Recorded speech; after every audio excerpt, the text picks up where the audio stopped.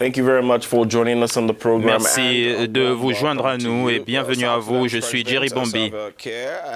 Au Soudan du Sud, un compromis entre le président Salva Kiir et le chef de la rébellion Riek Machar ne verra pas le jour avant 100 jours.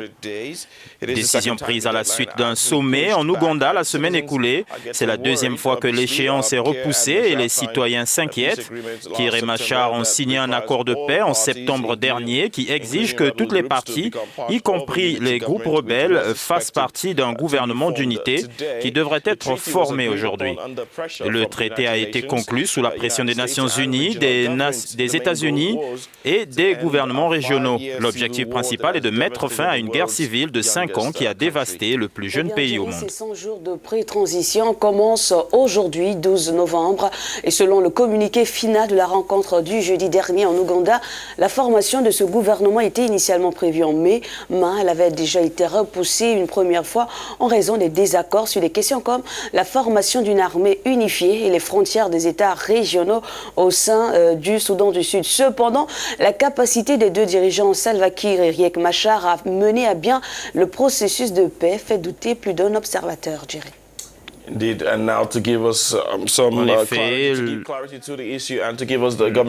le porte-parole du gouvernement, Ateni Wek Ateni, est maintenant avec nous pour clarifier la question et la position du gouvernement. Bienvenue à vous. Merci de vous joindre à nous.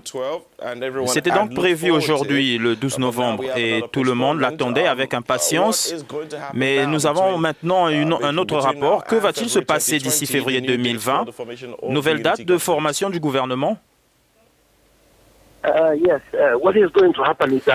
Oui, ce qui va se passer, c'est que le gouvernement en place va continuer à faire comme si de rien n'était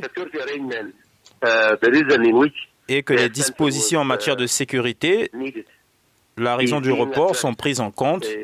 Le travail sur les dispositions de sécurité était à mi-chemin avant que la prolongation ne soit terminée, ne soit demandée. Il sera donc prêt d'ici 100 jours.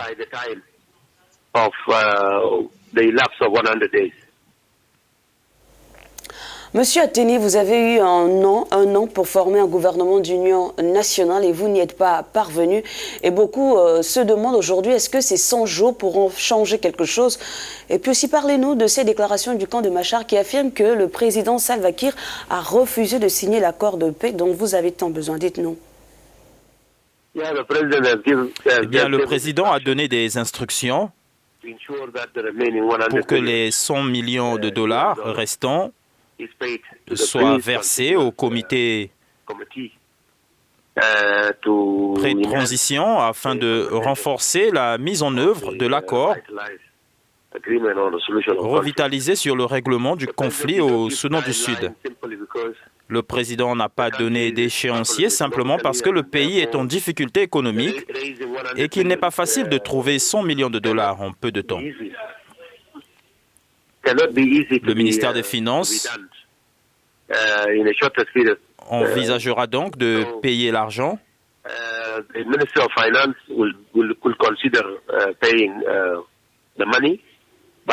Mais il ne peut pas le faire entièrement en raison de la situation économique actuelle.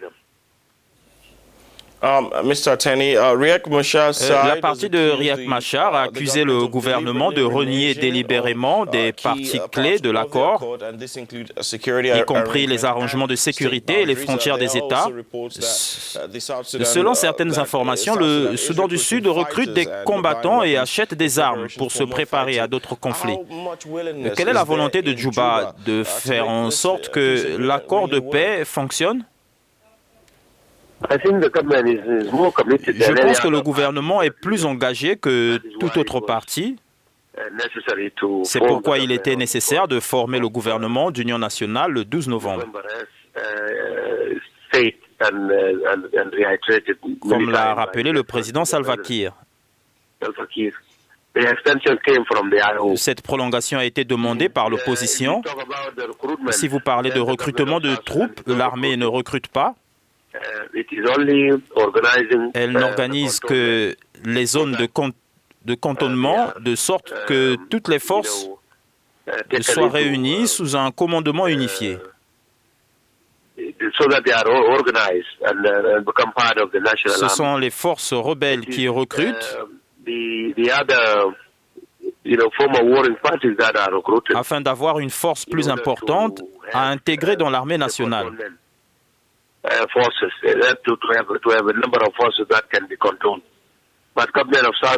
le gouvernement du Soudan du Sud ne recrute pas de combattants et n'achète pas d'armes.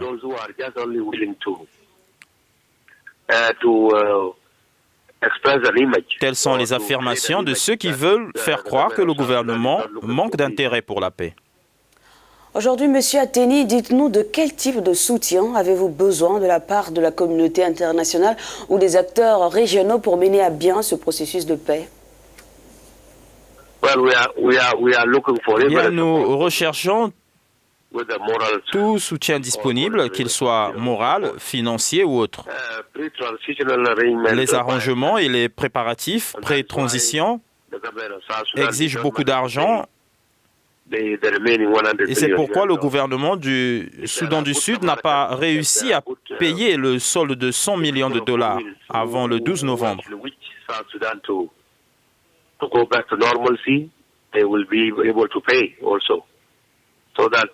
S'il y a des personnes de bonne volonté qui souhaitent la paix et la normalité au pays, nous leur demandons de nous aider afin que les arrangements soient accélérés.